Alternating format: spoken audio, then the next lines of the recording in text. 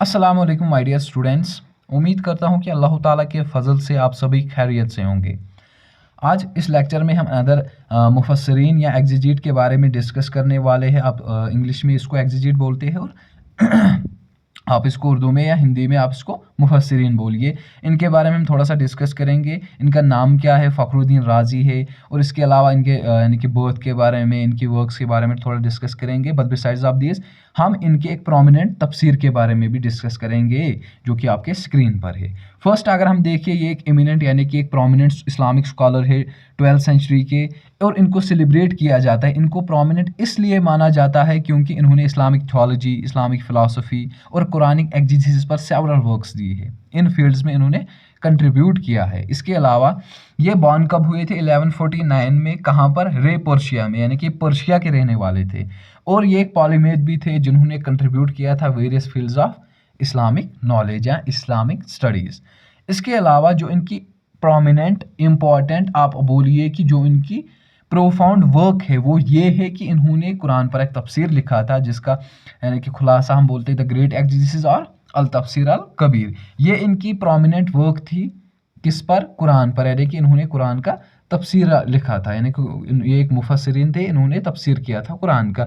But besides of this इसके अलावा भी इन्होंने इस्लामिक नॉलेज और इस्लामिक स्टडीज़ के सेवरल फील्ड्स में कंट्रीब्यूट किया था, जो कि हमने ऊपर ऑलरेडी डिस्कस किया कौन कौन से फील्ड्स में इन्होंने कंट्रीब्यूट किया। तो not only in the field of Quran but इसके अलावा भी इन्होंने सेवरल फील्ड्स में जैसे इकोनॉमिक्स, मैथ्स और फिलासफी एट्सेट्रा, इन फील्ड्स में भी इन्होंने कंट्रीब्यूट किया।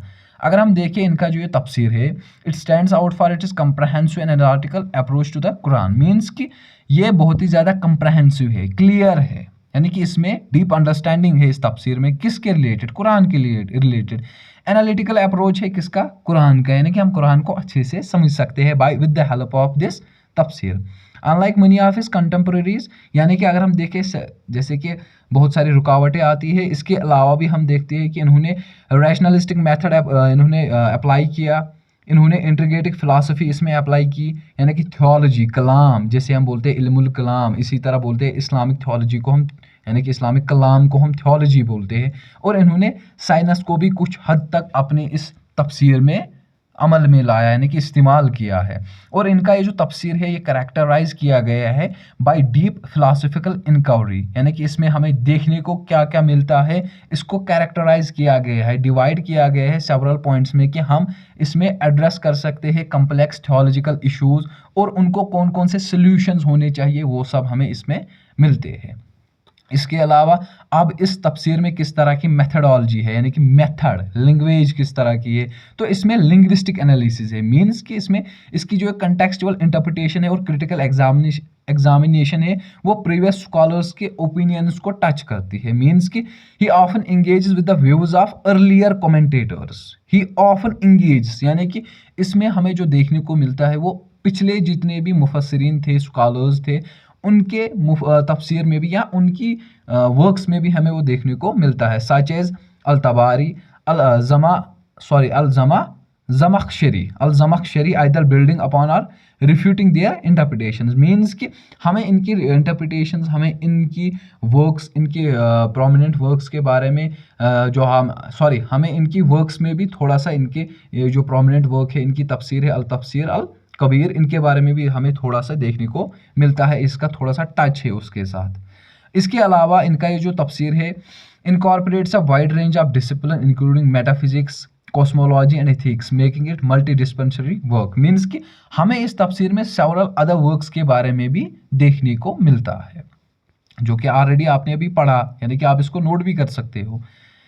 और इसके अलावा इसको ऑर्गेनाइज किया गया है according to the order of Quranic chapters. Means कि जैसे हमने पहले भी डिस्कस किया है कि इब्न काथिर का जो तफसीर है उसको भी कैटेगराइज किया गया है, उसको भी ऑर्गेनाइज किया गया है एज ऑलरेडी विच हम देखते हैं जो कुरान का जो यानी कि उसका जो स्टेट है, यानी कि उसको इसकी जो फॉर्मेशन है उसी फॉर्मेशन के अंडर इस तफसीर को भी, इसका फॉर्मेट भी बनाया गया है। मीन्स कि जिस तरह से कुरान में एक आया है उसी तरह से इसमें भी एक आया है।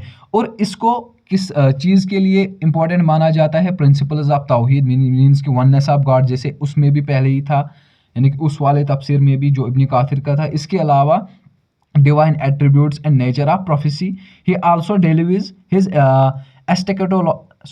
eschatology addressing the afterlife and day of judgment. Means कि हमें इन चीज़ों के बारे में इस तफसीर में देखने को मिलता है, जैसे वननेस ऑफ गॉड यानी कि अल्लाह ताला एक है, इसके अलावा डिवाइन एट्रीब्यूट्स उसके हुकूक, नेचर ऑफ प्रोफेसी यानी कि जो प्रॉफिट्स है उनका नेचर क्या है, और आफ्टर लाइफ के बारे में इस तफसीर में हमें देखने को मिलता है।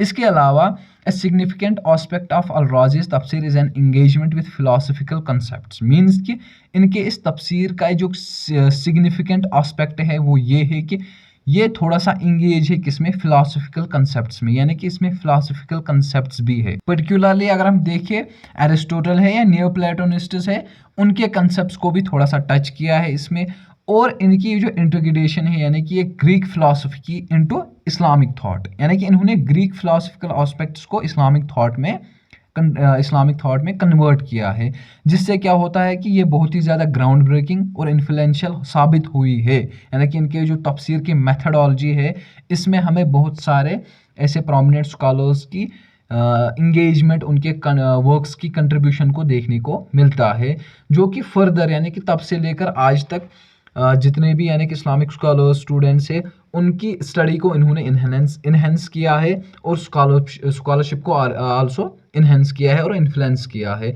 तो ये सारा इंट्रोडक्शन किसके बारे में था, फ़खरुद्दीन राजी और इनके तफसीर के बारे में। तो इनका तफसीर किस चीज़ पर बेस्ड है, यानी कि अगर आपको क्वेश्चन आए कि इनका तफसीर किस चीज़ पर बेस्ड है, वो वननेस ऑफ गॉड पर है फर्स्ट, नंबर सेकंड उसके divine attributes, number third history of prophecy, और नंबर 5 आफ्टर लाइफ के बारे में ये यानी कि बेस्ड है। इसमें उन कंसेप्ट्स के बारे में ज़्यादा डिस्कस किया गया है। तो ये सारा कंसेप्ट किसके बारे में था, फ़खरुद्दीन राजी और उनके तफसीर के बारे में। तो इंशाल्लाह मिलते हैं नेक्स्ट लेक्चर में नेक्स्ट टॉपिक के साथ, तब तक के लिए खुदा हाफिज़, टेक केयर।